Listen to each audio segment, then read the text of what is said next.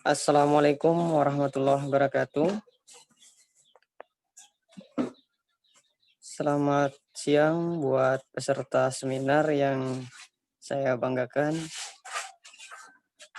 dan juga yang saya hormati Bapak M. Saupi MPD selaku Ketua Prodi PGSD yang di sini telah berhadir bersama kita. Semoga di siang hari ini semua tetap semangat mengikuti webinar dengan tema yaitu Urgensi Pendidikan Inklusi bagi Masyarakat. Untuk materinya ada 3. Yang pertama itu diisi oleh Murti Utami, yang kedua Setia Wardana, dan yang ketiga Muhammad Rapiano. Karena ini waktunya sudah menunjukkan 14:09, jadi tidak panjang lebar dari saya. Langsung saja untuk pembukaan kita sama-sama mengucapkan Bismillahirrahmanirrahim. Yang kedua untuk pembukaan saya persilahkan waktu dan tempat kepada Bapak M. Saupi MPD. Terima kasih. Baik, terima kasih MC Muhammad Nasir ya, yang pada siang hari ini bertugas menjadi MC pada kegiatan webinar atau seminar online mata kuliah seminar pendidikan SD. Suara saya terdengar jelas? Terdengar, Pak. Baik. Mohon maaf saya tidak bisa membuka videonya karena di rumah ini tidak memungkinkan ya untuk itu. Jadi saya mohon izin untuk memberikan suara saja ya. Tidak apa-apa ya? Ya, tidak apa-apa, Pak. Terima kasih. Oke, baik. Terima kasih atas ininya ya, kemaklumannya. Oke, yang pertama-tama marilah kita mengucapkan puji syukur kehadirat Allah Subhanahu wa taala karena pada hari ini lagi-lagi kita bisa melaksanakan kegiatan yang bermakna bagi diri pribadi dan juga bagi para mahasiswa serta Civitas Akademika STK IPP Banjarmasin pada umumnya, yaitu pada kegiatan webinar mata kuliah seminar pendidikan SD, yang mana untuk tema pada hari ini mengangkat tentang pendidikan inklusi. Dan yang menjadi dosen pengampunya adalah Pak Yuda Adrian ya, begitu ya? Ya, Pak. Iya, yang saya hormati Pak Yuda Adrian MPD, dosen pengampu, dan teman-teman para mahasiswa, terutama yang bertugas menjadi pemateri dan moderator pada hari ini. Semoga selalu dalam keadaan yang sehat walafiat ya, tidak kurang apapun, dan tetap menjaga stamina dalam rangka untuk menjaga imunitas agar terhindar dari virus yang telah melanda kita semua ini ya. Mudah-mudahan dalam waktu dekat kita bisa melaksanakan kegiatan tatap muka secara langsung, tidak hanya lewat tatap maya seperti ini. Namun di balik itu semua ada banyak hikmah yang bisa kita ambil, yaitu diantaranya adalah literasi digital kita yang semakin meningkat, terutama penggunaan media online seperti Zoom, kemudian Google Meet, Microsoft Teams, YouTube, dan lain-lain yang sebelum adanya pandemi ini kita tidak pernah menyentuh. Nah, ini merupakan salah satu hikmah dari adanya pandemi ini. Nah, mudah-mudahan kita semua bisa mendapatkan manfaat dari kegiatan pada hari ini ya. Mengenai tema pada hari ini, saya sangat tertarik ya tentang pendidikan inklusi, terutama untuk sekolah dasar, yang mana memang kita tahu bahwa di sekolah dasar sendiri itu telah keluar peraturan dari pemerintah bahwa 10% dari sekolah dasar itu wajib menerima maksimal anak berkebutuhan khusus. Nah, yang jadi problematika adalah ketika di lapangan, guru-guru SD malah belum siap. Dalam artian, tidak ada pembekalan ketika kuliahnya, sehingga memerlukan guru pendamping. Nah, dikarenakan guru pendamping ini mendampingi satu orang anak, biasanya seperti itu ya, satu atau dua untuk yang anak ABK pada level sedang, sedangkan satu pada anak ABK untuk level yang tinggi. Dikarenakan perlunya guru pendamping yang banyak, otomatis pihak sekolah tidak bisa menyediakan tenaga kerja atau guru yang memadai. Sehingga guru kelas atau guru SD itu dituntut untuk lebih bisa memberikan pelayanan dalam hal apapun untuk anak inklusi tadi. Nah, yang menjadi masalah adalah sewaktu kuliahnya, guru-guru tersebut tidak dibekali dengan kemampuan dalam hal menangani anak berkebutuhan khusus. Inilah mengapa pendidikan inklusi diangkat menjadi salah satu dari tema dalam seminar pendidikan SD. Yang kami rasa untuk dosen-dosen di PGSD udah memberikan beberapa pengarahan ya terkait dengan hal tersebut, pentingnya hal tersebut. Nah, ini yang wajib diketahui bagi kalian sebagai calon guru SD nantinya ketika turun di lapangan. Jadi tidak hanya menerima anak-anak yang dalam tanda kutip normal, tetapi juga menerima anak yang berkebutuhan khusus. Di Indonesia untuk pendidikan inklusi dirasakan masih kurang ya, masih kurang mendapat perhatian. Padahal di luar negeri sana untuk anak inklusi atau anak berkebutuhan khusus itu sudah berdampingan dengan anak normal seusianya. Jadi mereka udah benar-benar memaklumi hal tersebut. Bahkan untuk kejuaraan-kejuaraan, kompetisi-kompetisi itu tidak hanya untuk anak normal saja, tetapi anak berkebutuhan khusus juga dilaksanakan di luar negeri sana. Nah, di Indonesia bagaimana? Nah, ini adalah tugas kita sebagai generasi muda ya. Tugas kita sebagai generasi muda, tugas kalian sebagai generasi pencetak anak-anak emas nantinya. Nah, yang mana mereka juga harus menjadi anak-anak yang mempunyai rasa solidaritas yang tinggi, tidak membeda-bedakan satu dengan yang lainnya. Nah, sebagai calon guru SD, kalian perlu tahu bagaimana cara menanganinya, bagaimana cara untuk menyelesaikan permasalahan ketika materi itu hanya ditujukan kepada anak normal saja. Nah, dengan adanya seminar ini diharapkan manfaat yang kalian peroleh adalah kalian bisa memahami betul tentang apa itu pendidikan inklusi, kemudian bagaimana cara menangani anak berkebutuhan khusus, dan lain-lain yang akan nanti disampaikan oleh pemateri kita pada hari ini. Untuk itulah sangat menarik sekali seminar pada hari ini dan saya akan menyaksikan dan menyimak secara langsung ya,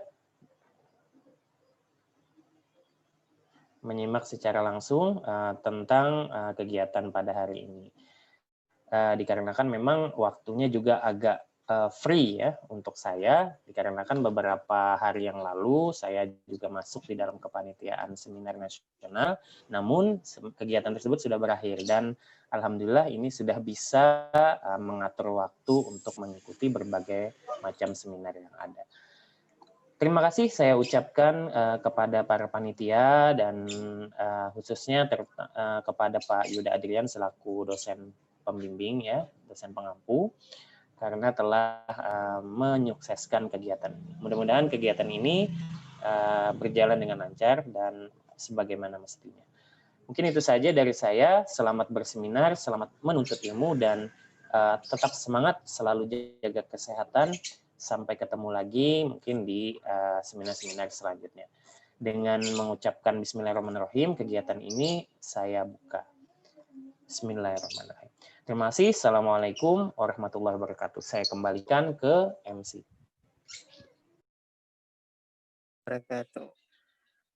Terima kasih atas Bapak yang telah menyampaikan tentang sedikit apa itu inklusi untuk teman-teman peserta seminar pada siang hari ini. Mungkin dari Bapak tadi sudah ada bayangan apa itu inklusi.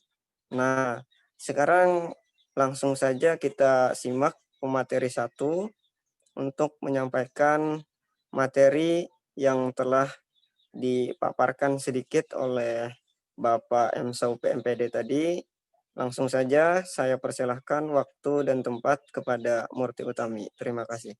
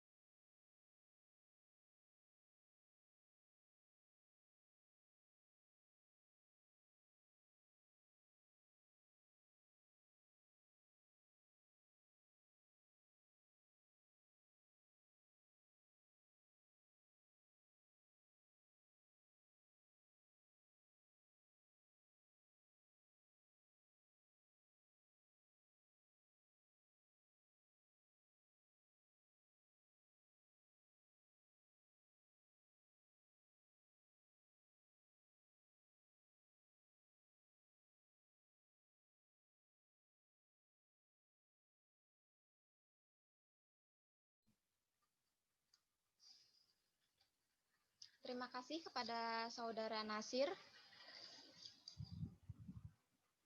Hari ini kita akan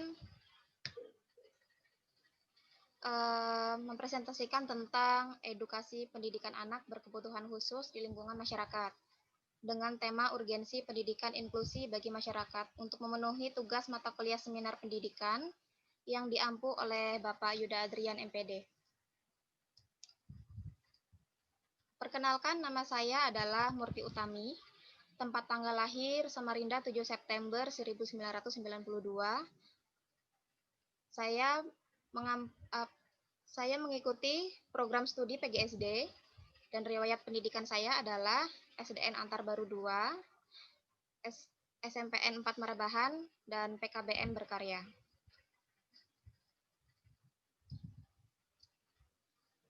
Lingkungan ramah anak berkebutuhan khusus. Baik, lingkungan ramah anak berkebutuhan khusus merupakan lingkungan di mana semua anak memiliki hak untuk tumbuh dan berkembang secara wajar dan dapat mengembangkan semua potensi yang dimilikinya seoptimal mungkin di dalam lingkungan yang nyaman dan terbuka.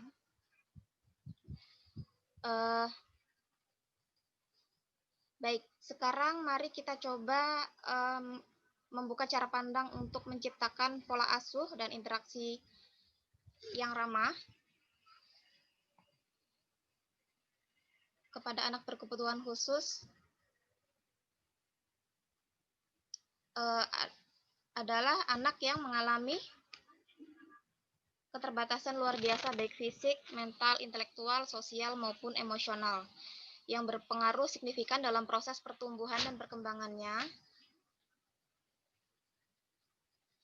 Kemudian masuk ke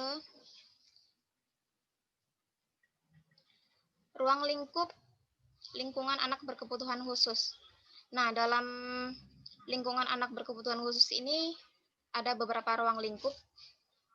Ruang lingkup lingkungan anak berkebutuhan khusus sama dengan anak-anak pada umumnya.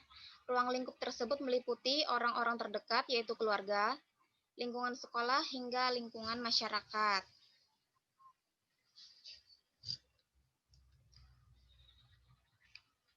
Di sini ada beberapa peran penting orang di sekitar anak-anak berkebutuhan khusus. Di antaranya adalah peran orang tua anak berkebutuhan khusus. Penerimaan orang tua akan kehadiran anak berkebutuhan khusus dalam keluarga menjadi poin utama dan mendasar bagi anak berkebutuhan khusus dapat tumbuh dan berkembang secara baik. Hal ini juga berkorelasi positif dengan motivasi dan penerimaan diri oleh anak berkebutuhan khusus itu sendiri. Penerimaan terhadap ABK akan memunculkan pola asuh dengan cinta dan kasih oleh orang tua sehingga anak tidak dianggap sebagai beban bagi orang tua. Di samping itu, tentu saja sudah menjadi hak anak berkebutuhan khusus tumbuh kembang, berpartisipasi dan mendapatkan perlindungan dari lingkungan sama seperti anak-anak yang lain. Nah, jadi seperti itu, peran penting itu dimulai dari orang tua, yaitu adalah lingkungan terdekat dari anak. Kemudian ada peran guru di sekolah. Seperti yang telah Bapak Saufi sampaikan tadi, bahwa memang tidak mudah bagi seorang guru untuk berperan dalam menangani anak berkebutuhan khusus ini. Sistem pendidikan yang ada di Indonesia ada 3 macam, yaitu pendidikan segregasi, seperti yang kita tahu, integrasi, dan inklusi. Tapi untuk anak berkebutuhan khusus memang lebih banyak atau lebih bersahabat, yaitu adalah pendidikan inklusi. Peran guru dalam Peraturan Menteri Pendidikan Nasional Nomor 1 Tahun 2008 tentang standar proses pendidikan khusus menjadi acuan dan rambu bagi guru dalam 4 aspek, yaitu merencanakan, melaksanakan, menilai, dan mengawasi proses pembelajaran bagi peserta didik berkebutuhan khusus. Kemudian ada juga peran dari masyarakat. Kesadaran bahwa anak-anak berkebutuhan khusus itu unik dan perlu terus untuk disuarakan. Masyarakat tentunya harus diedukasi oleh orang yang berpengalaman atau mahasiswa atau dosen atau guru yang memang berkecimpung di dalam dunia pendidikan, bertugas untuk mengedukasi masyarakat seperti itu, agar masyarakat juga bisa membantu anak-anak berkebutuhan khusus ini. Karena tidak mungkin kan orang tuanya selalu mengurus dia, karena suatu saat nanti dia akan menjalani kehidupannya secara mandiri. Di dalam masyarakat ini juga penting untuk mendirikan komite sekolah. Biasanya kalangan masyarakat membangun yang namanya sebuah lembaga, yaitu komite sekolah, dengan menjalin kerjasama dengan pihak sekolah agar proses pendidikan ini bisa berjalan dengan baik. Langkah-langkah menuju lingkungan ramah anak berkebutuhan khusus. Langkah-langkah bagi orang tua dan keluarga ABK. Dalam langkah-langkah ini tentunya tidak mudah ya. Orang tua pasti sangat terkejut ya ketika anaknya didiagnosa mengalami ABK seperti itu. Tapi ada suatu hal yang dirasa harus disyukuri, karena itu diagnosa tersebut dapat memberikan gambaran bagaimana orang tua akan mendidik anaknya ke depannya. Di dalam langkah-langkah bagi orang tua ini,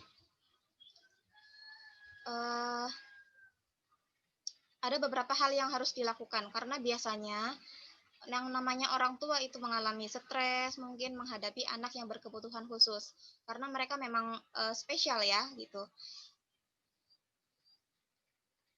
Cara-caranya akan saya sebutkan, yaitu pertama adalah kompak dengan pasangan tentang pola asuh yang akan diterapkan, kemudian menentukan skala prioritas kebutuhan anak, membuat jadwal kegiatan setiap harinya anak dan orang tua, kemudian memiliki waktu khusus. Nah, bagi anak berkebutuhan khusus ini kita harus memiliki lebih banyak waktu luang agar mereka lebih bisa ya, agar mereka ini bisa lebih bersosialisasi seperti itu. Kemudian mempunyai waktu khusus untuk menyegarkan fisik, misalnya seperti olahraga bersama, rekreasi, dan lain sebagainya. Kemudian membuat tim untuk menemani anak. Nah, anak berkebutuhan khusus ini tidak bisa ditinggal-tinggal seperti itu ya. Tidak bisa kita abaikan. Harus penuh dengan pengawasan. Selain itu, orang tua juga perlu bekerja sama dengan pihak-pihak profesional, seperti guru, psikolog, terapis, dokter, seperti itu ya. Kemudian bekerja sama dengan keluarga inti dan keluarga besar. Misalnya ayah dan ibu bekerja.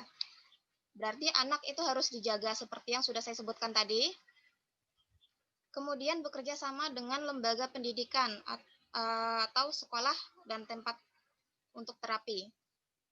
Kemudian menempatkan anak di lingkungan masyarakat yang peduli terhadap anak berkebutuhan khusus.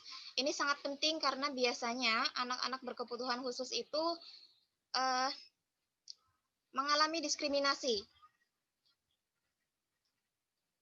Kemudian orang tua juga perlu untuk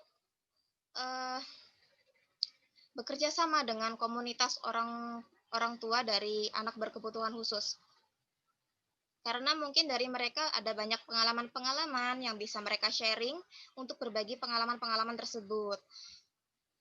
Kemudian perlu juga untuk bekerja sama dengan pemerhati pendidikan anak, seperti mahasiswa atau masyarakat yang memang berkecimpung di dalam memperhatikan anak-anak berkebutuhan khusus. Langkah-langkah bagi sekolah.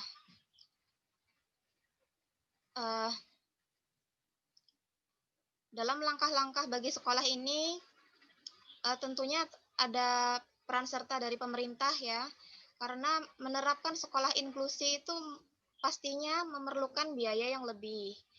Kemudian mempersiapkan kurikulumnya dan banyak lagi persiapan-persiapan yang lainnya seperti cara mengajar, kemudian mempersiapkan RPP-nya, kemudian indikatornya harus disesuaikan dengan kemampuan anak tersebut.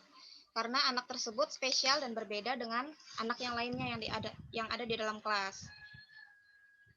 Kemudian langkah-langkah bagi masyarakat. Pemahaman tentang keberadaan anak berkebutuhan khusus terhadap masyarakat dan utamanya orang tua dan keluarga perlu diingatkan guna mendukung terciptanya lingkungan yang ramah ABK. Ini saya pernah membaca tentang asisten deputi perlindungan anak bidang anak berkebutuhan khusus ya, menyebutkan terdapat beberapa langkah guna menuju lingkungan yang ramah terhadap anak ABK. Di antaranya pertama yaitu masyarakat memahami apa sih itu pengertian dari anak berkebutuhan khusus ya. Kemudian yang kedua, masyarakat tidak menggunakan istilah-istilah yang menyinggung atau bahkan merendahkan anak berkebutuhan khusus. Nah, itulah kenapa tadi anak-anak berkebutuhan khusus ini harus ditempatkan dengan lingkungan yang memang mendukung mereka. Ketiga, masyarakat menyediakan sarana dan prasarana yang dapat diakses bagi ABK. Nah, kalau yang ini saya kurang tahu ya, tapi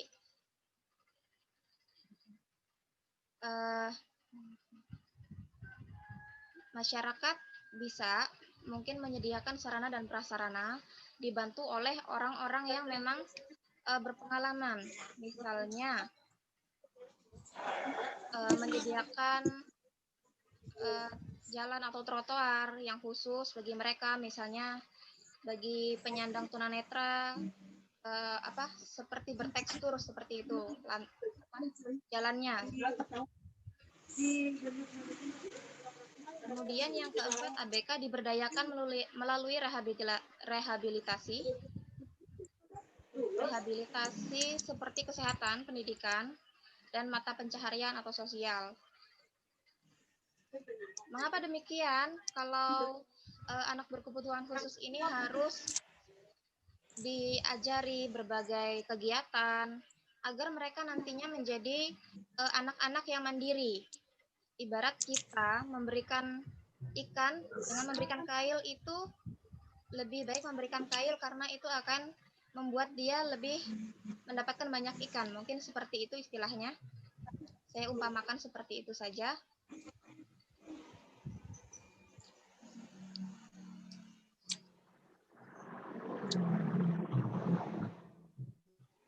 Baik, itu saja yang dapat saya sampaikan.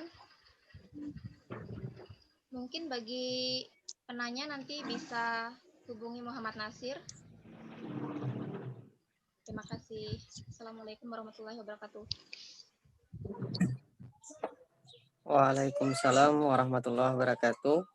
Terima kasih kepada moderator mohon maaf kepada narasumber yang pertama telah memaparkan materi tentang edukasi pendidikan anak berkebutuhan khusus di masyarakat.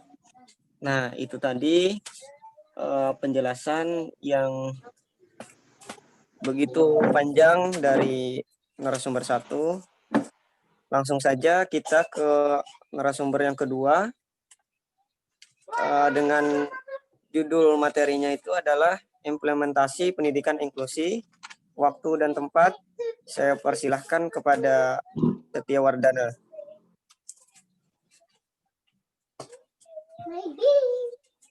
Baik, Assalamualaikum warahmatullahi wabarakatuh. Nama saya Setia Wardana, lahir di Marbahan 15 September 1998. Riwayat pendidikan saya adalah SDN Penghulu, MTSN Marbahan, dan yang terakhir adalah SMAN 1 Marbahan.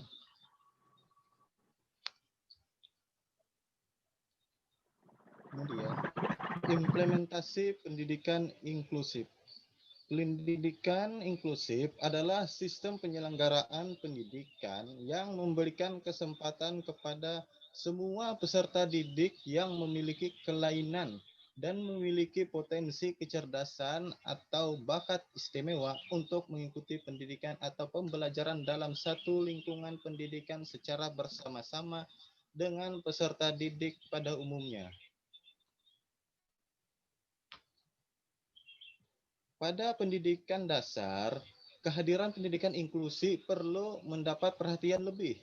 Pendidikan inklusif sebagai layanan pendidikan yang mengikut sertakan anak berkebutuhan khusus atau ABK, belajar bersama anak normal atau non-ABK, usia sebayanya di kelas anak, biasanya yang terdekat dengan tempat tinggalnya. Menerima ABK di sekolah dasar terdekat merupakan mimpi yang indah yang dirasakan orang tua yang memiliki anak dengan berkebutuhan khusus. Kemudian, prinsip pendidikan inklusi. 1. Setiap anak berhak memperoleh pendidikan yang lebih baik. Yang kedua, setiap anak berhak memperoleh layanan pendidikan pada sekolah-sekolah yang ada di sekitarnya. Yang ketiga, setiap anak memiliki potensi, bakat, dan irama perkembangan masing-masing yang harus diberikan layanan secara cepat. Yang keempat, pendekatan pembelajaran bersifat fleksibel, kooperatif, dan berdaya guna. Dan yang terakhir, sekolah adalah bagian internal dari masyarakat. Untuk aspek penting dalam pendidikan inklusi, 1. Guru perlu mengetahui bagaimana cara mengajar anak dengan latar belakang dan kemampuan yang beragam. Kalau guru tidak mengetahui latar belakang dengan kemampuan yang beragam dari siswa berkebutuhan khusus, mereka akan sulit mengajarkannya. Dan yang kedua, semua anak memiliki hak untuk belajar tanpa memandang perbedaan fisik, intelektual, sosial, emosi, bahasa, atau kondisi lainnya, seperti yang ditetapkan dalam Konvensi Hak Anak. Guru menghargai semua anak di kelas. Guru berdialog dengan siswanya. Guru mendorong terjadinya interaksi di antara anak-anak. Guru mengupayakan agar sekolah menjadi menyenangkan. Guru mempertimbangkan keragaman di kelasnya. Guru menyiapkan tugas yang sesuai untuk anak. Guru mendorong terjadinya pembelajaran aktif untuk semua anak.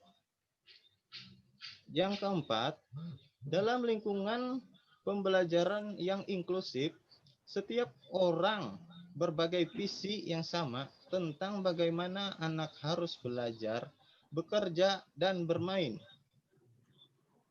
Yang kelima, lingkungan pembelajaran yang inklusif mengajarkan kecakapan hidup dan gaya hidup sehat, supaya peserta didik dapat menggunakan informasi yang diperoleh untuk melindungi diri dari penyakit dan bahaya. Di sini lingkungan pembelajaran inklusif ini juga berguna untuk mereka kelak.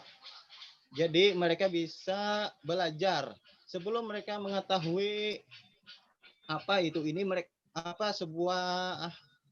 apa fungsi dari rambu-rambu misalnya. Kan anak-anak inklusi bisa tidak mengetahui, misalnya saja dia buta, dia tidak mengetahui trotoar dan jalan. Apabila kita mengajarkan bahwa yang ini trotoar dan yang ini jalan umum, maka dia bisa terhindar dari kecelakaan dan itu bisa menyelamatkan hidupnya. Seperti itu. Terima kasih. Dan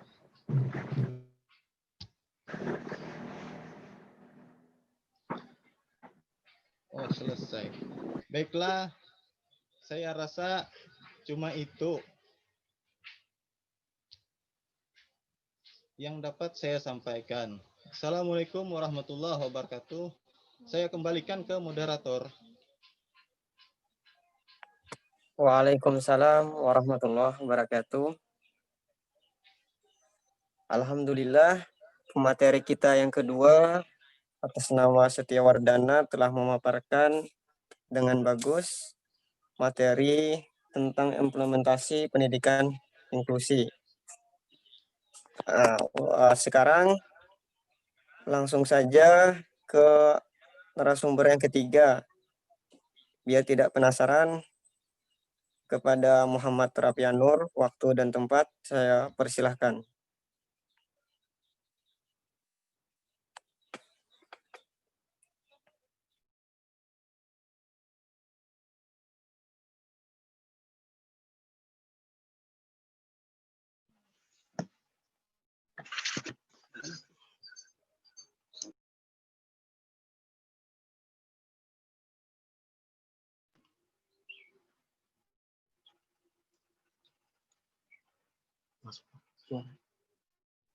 Masuk suara. Aduh. Ya, assalamualaikum warahmatullahi wabarakatuh.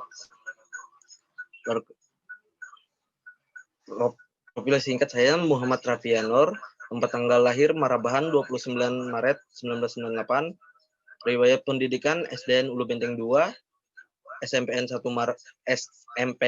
Marabahan, dan SMAN 1 Marabahan.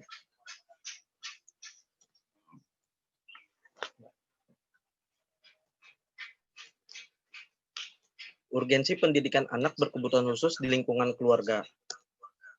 Fungsi dan peran orang tua dalam pendidikan inklusif.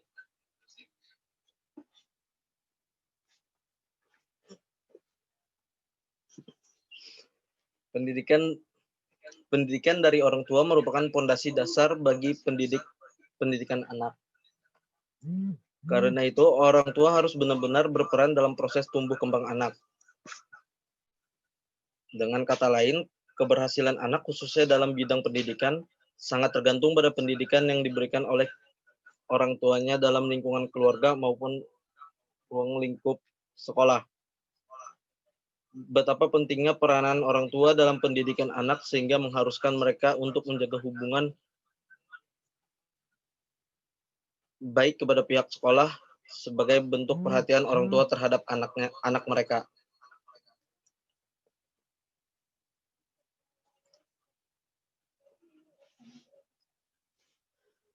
Karena banyak orang yang masih salah kaprah atau menganggap bahwa pendidikan inklusif hanya merupakan versi lain dari sekolah luar biasa, walau ada beberapa anggapan tentang perbedaan dan persamaan pendidikan inklusi dan sekolah luar biasa. Namun sebenarnya pendidikan inklusi adalah sebuah alternatif, inovasi, terobosan, atau pendekatan baru dalam dunia pendidikan.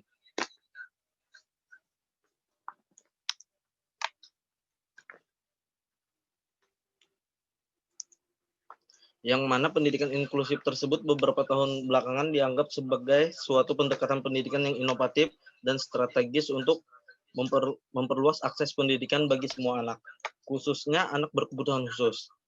Yang mana pendidikan inklusi mendeklarasikan sikap anti-diskriminasi, perjuangan persamaan hak dan kesempatan, keadilan, dan perluasan akses pendidikan bagi semua. peningkatan mutu pendidikan, upaya strategis dalam menuntaskan wajib belajar 9 tahun, serta upaya untuk merubah sikap dan stigma negatif masyarakat terhadap penyandang disabilitas atau anak berkebutuhan khusus.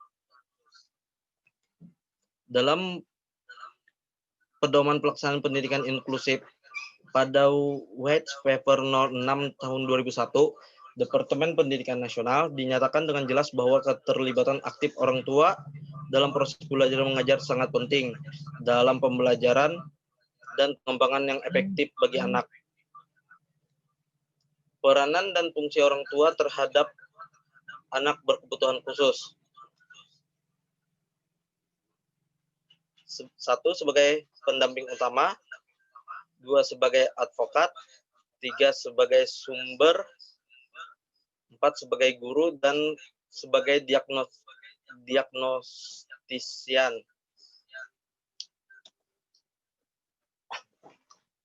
Peran orang tua dalam pendidikan inklusi. 1. Advokasi bagi pendidikan anak mereka.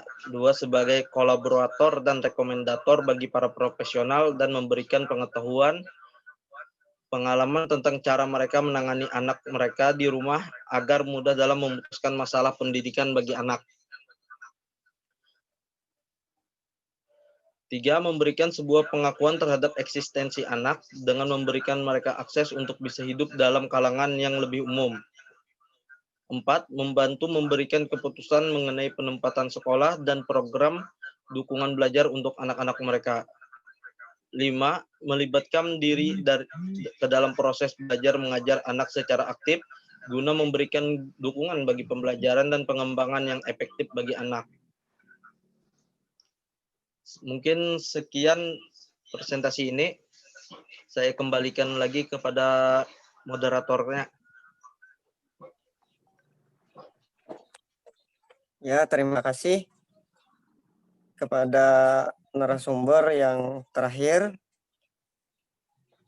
Maka telah berakhirlah semua narasumber 1, 2, dan 3 memaparkan materinya masing-masing. Untuk yang mau bertanya, langsung saja hubungi saya pribadi melalui WhatsApp.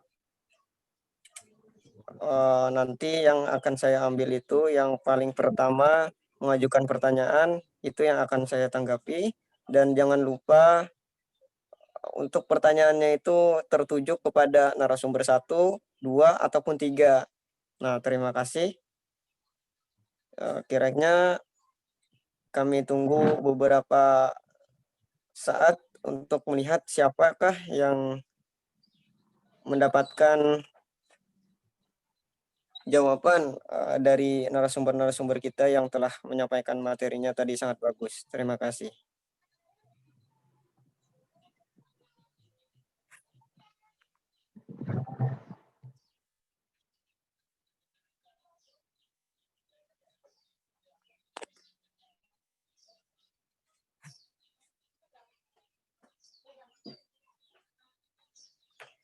Ya, alhamdulillah kita telah menemukan satu pertanyaan atas nama M. Hasan Mubarak dengan pertanyaan,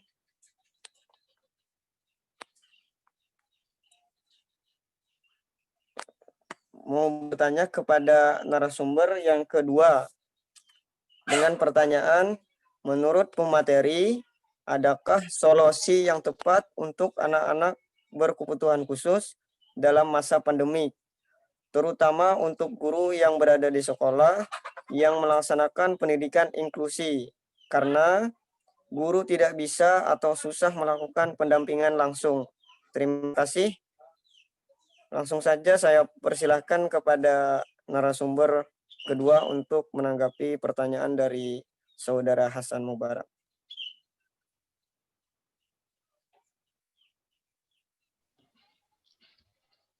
Baiklah, terima kasih untuk pertanyaannya dari Saudara Muhammad Hasan Mubarak. Bagaimana cara guru mengajarkan pendidikan inklusi di saat masa pandemi, begitu? Iya. Baiklah. Kalau di masa pandemi, sebenarnya kita kan belajar daring. Akan tetapi, dalam pendidikan inklusi, tidak hanya guru yang dituntut untuk mendidik, akan tetapi orang tua juga bisa. Jadi, kita guru bisa menghubungi pihak orang tua dan orang tua yang mengajarkannya secara langsung. Karena bisa saja kan ada larangan guru dengan murid langsung bertemu. Kalau orang tua dengan anak beda lagi. Jadi, guru bisa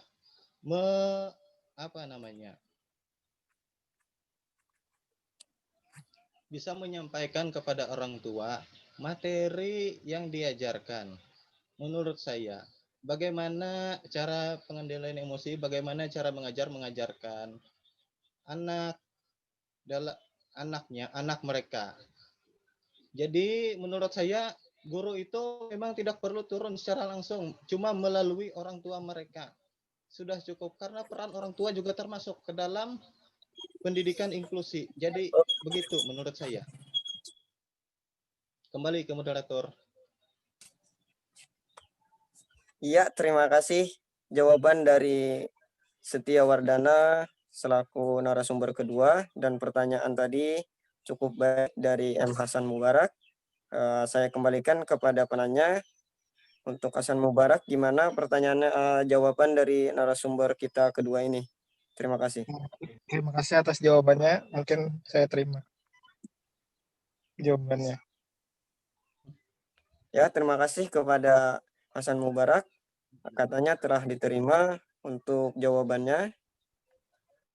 Ini masih saya tunggu untuk pertanyaan-pertanyaan yang lainnya. Terima kasih.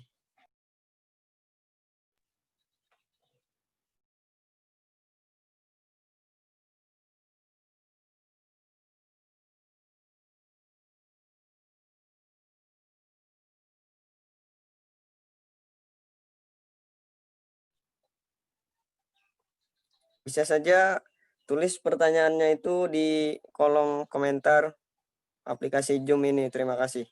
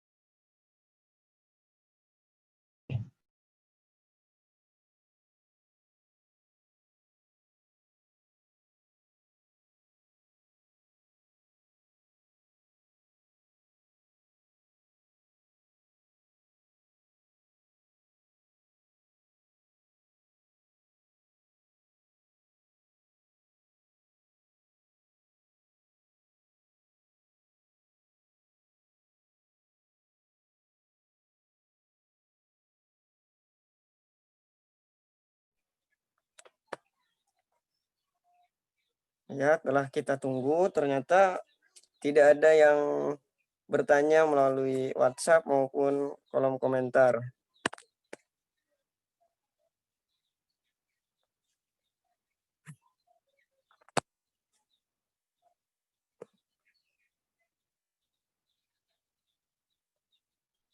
Kita tunggu sebentar, siapa tahu ada yang ingin bertanya.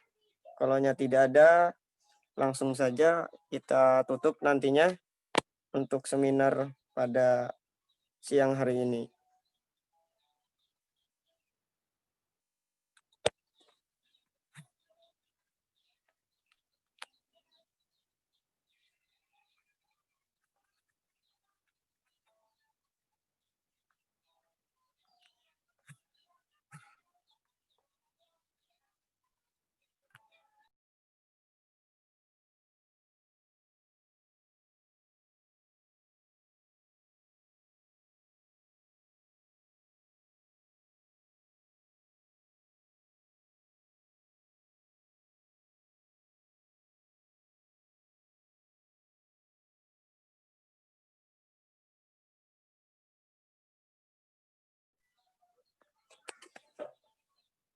Ya, ternyata ditunggu dari tadi sampai sekarang tidak ada lagi yang ingin bertanya.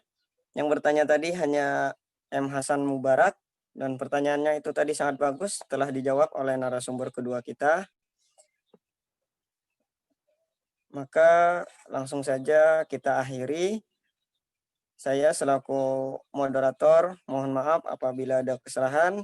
Saya ucapkan terima kasih kepada Bapak M. Saupi MPD selaku Ketua Prodi, dan juga Bapak Yuda Adrian yang saya hormati selaku dosen pembimbing. Saya selaku moderator sekali lagi mohon maaf yang sebesar-besarnya untuk absensi nanti dikirimkan di grup. Terima kasih. Assalamualaikum warahmatullahi wabarakatuh. Waalaikumsalam warahmatullahi wabarakatuh. Assalamualaikum warahmatullahi wabarakatuh.